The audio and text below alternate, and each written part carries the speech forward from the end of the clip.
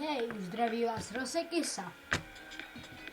Podle toho, co jsem chtěla natočit, tak se minulé video moc nepodařilo, takže jsem ho musela smazat.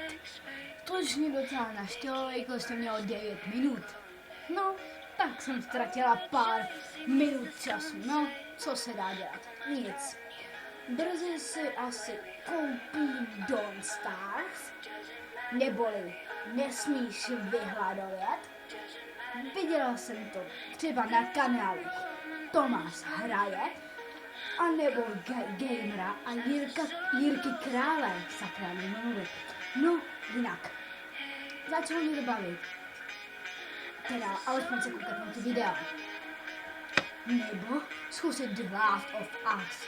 Sice už to mám, už jsem to dohrála, ale nenapadlo mě to natáčet. Tak proč to třeba neskusit? Mám strašně ráda postavy s jakýkoliv horory, protože se mi líbí. Samara, či další takové ty věci.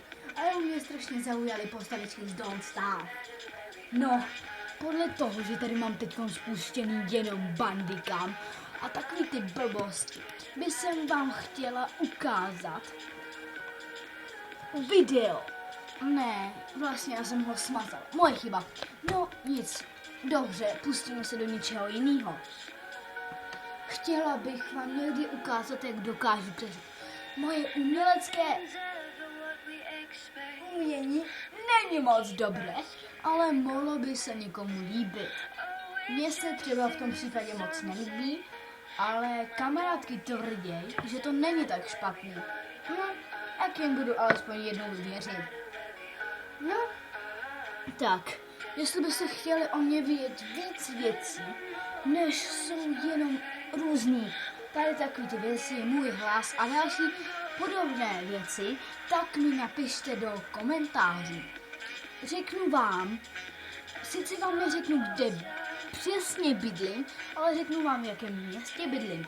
Neřeknu vám svoje jméno, jen když vás dokonce poznám. Neřeknu vám svůj věk, můžete to podle hlasu dokonce i možná poznat. Nejste tak snad tak blbý. No, jinak. Toto video trvá skoro